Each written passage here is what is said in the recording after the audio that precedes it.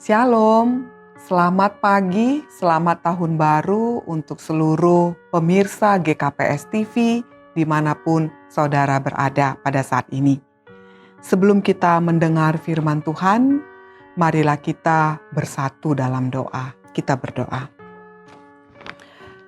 Kami mengucap syukur kepadamu ya Allah untuk hari yang baru dan untuk sabdamu yang akan kami dengar, yang menjadi penuntun dan menjadi roti kehidupan bagi kami di dalam menjalani hari-hari kami. Berfirmanlah Engkau karena kami telah siap sedia untuk mendengar dan menerima sabda Tuhan. Dalam Kristus kami memohon. Amin. Firman Tuhan bagi kita pada pagi hari ini adalah yang tertulis di surat Rasul Paulus yang pertama kepada jemaat Korintus, pasal pertama ayat yang ke-24. Demikian firman Tuhan.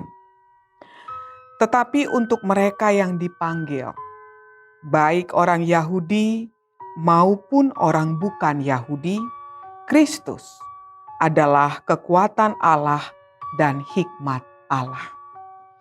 Saudara-saudara, pemirsa GKPS TV yang diberkati oleh Tuhan, pergumulan yang paling esensi bagi orang percaya adalah percaya, mempercayai Tuhan. Itulah yang juga menjadi isu teologis yang terjadi di jemaat Korintus. Bagi orang Yunani, pemberitaan tentang Kristus yang disalib adalah sebuah kebodohan. Mengapa? Karena bagi orang Yunani yang sangat menghargai, mengidolakan tentang hikmat. Kita tahu bahwa dari bangsa Yunani lah hadir para filsuf kaliber dunia seperti Sokrates, Plato, Aristoteles, dan lain sebagainya. Orang Yunani sangat menjunjung tinggi hikmat manusia. Karena itu, bagi orang Yunani mempercayai bahwa seorang Mesias, Kristus sebagai juru selamat yang menderita adalah sebuah hal yang tidak masuk akal. Sebaliknya, bagi orang Yahudi, orang percaya yang berlatar belakang Yahudi, mereka sangat menolak kehadiran Kristus sebagai seorang Mesias yang tersalib. Karena dalam buku suci mereka, khususnya bisa kita lihat di kitab Ulangan 21 ayat 22, dikatakan di situ, apabila seseorang berbuat dosa yang sepadan dengan hukuman mati, lalu ia dihukum mati, kemudian kau gantung dia pada sebuah tiang, maka janganlah mayatnya dibiarkan semalam-malaman pada tiang itu. Tetapi haruslah engkau menguburkan dia pada hari itu juga. Sebab seorang yang digantung terkutuk oleh Allah. Janganlah engkau menajiskan tanah yang diberikan Tuhan Allahmu kepadamu menjadi milik pusakamu. Dengan latar pemahaman yang demikianlah, Rasul Paulus memberitakan tentang Kristus yang tersalib kepada jemaat di Korintus, dan ini membawa benturan untuk boleh dipercayai. Saudara-saudara sekalian, salib adalah simbol apa yang dilakukan oleh Allah di dalam Kristus Yesus. Salib, di dalam salib dan melalui salib, disitulah autobiografi Kristus tentang kehidupan, kematian, dan kebangkitannya. untuk menyelamatkan manusia. Salib adalah Injil berita sukacita. Karena itu, Injil tanpa salib bukanlah kabar baik. Injil tanpa salib bukanlah berita yang menyelamatkan. Karena Injil adalah tentang kisah salib. Tentang salib yang adalah kasih Allah bagi orang yang hancur, orang yang celaka, orang yang menuju kematian. Pemberitaan Kristus yang disalib bagi orang Yahudi adalah sebuah berita bahwa Kristus itu tidak akan pernah menjadi Mesias, karena Mesias tidak akan mati secara memalukan dan terhina. Inilah yang disampaikan oleh Paulus ketika dia mengatakan kepada kita pada hari ini bahwa untuk mereka yang dipanggil, baik orang Yahudi maupun orang bukan Yahudi, Kristus adalah kekuatan Allah dan hikmat Allah. Salib tidak hanya sekedar simbol, tetapi salib adalah juga panggilan, adalah hikmat dan kekuatan Allah yang memanggil setiap kita untuk hidup, menjalani hidup dengan cara Kristus menjalani hidup. Salib adalah sebuah panggilan kepada kita orang yang percaya kepada Kristus untuk bersedia hidup di dalam Kristus. Karena itu, biarlah salib Kristus yang adalah kekuatan Allah dan hikmat Allah mengalahkan pemahaman, mengalahkan keinginan dan ambisi kita menjalani hidup seperti kehendak kita. Mari kita renungkan sejenak. Dari pengalaman perjalanan kita masing-masing dari masa lampau, kita mengalami tidak hanya sukacita.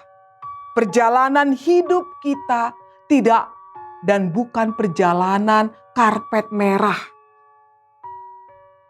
Bukan perjalanan yang penuh dengan bunga, tetapi juga perjalanan penderitaan, kesusahan, berbagai pergumulan, bahkan sampai saat ini.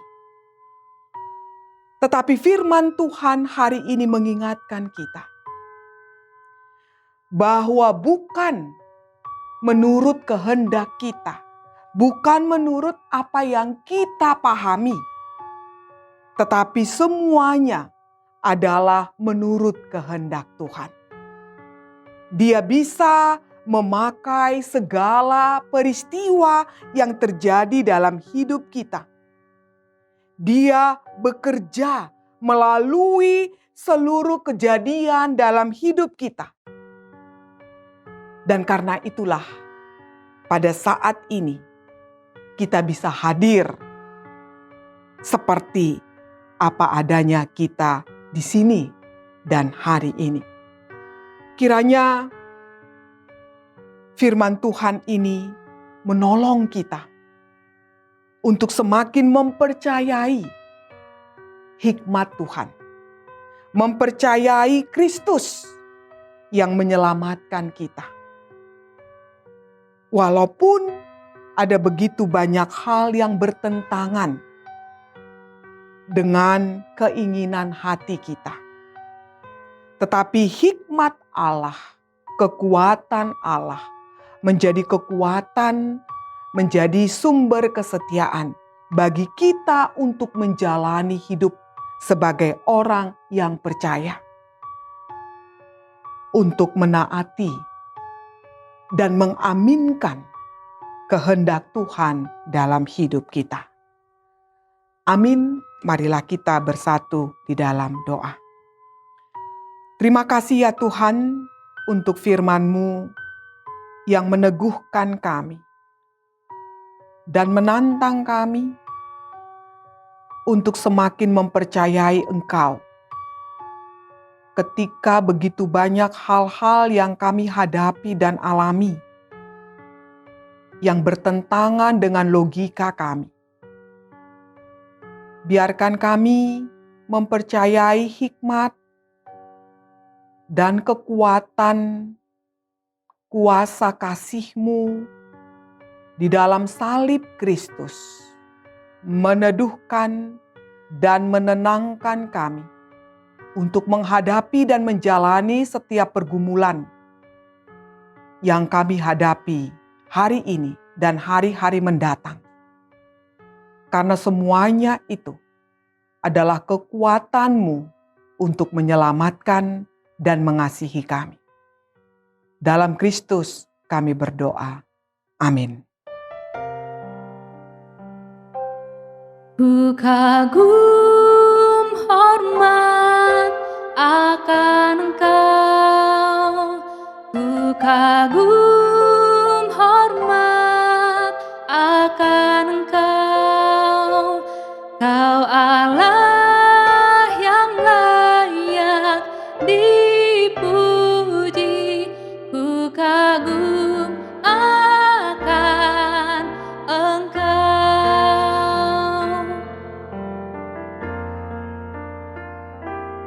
Kau sungguh indah tiada taranya, sungguh mengagumkan, sungguh ajaib untuk dimengerti, lebih dari semua yang ada. Hikmat-Mu tiada tersalami, kasih-Mu dalam tak terduga. Kau sungguh indah tiada taranya, mulia dan berkuasa. Ku kagum hormat akan Engkau, ku kagum hormat akan Engkau, Kau Allah yang layak dipuji, ku kagum akan Engkau.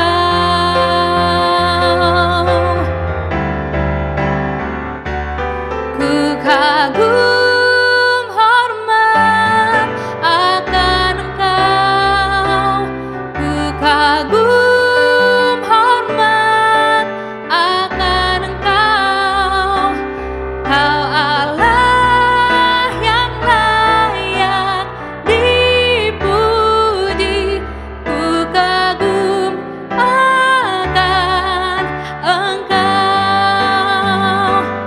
Kau Allah yang layak dipuji, ku kagum akan Engkau, ku kagum akan Engkau.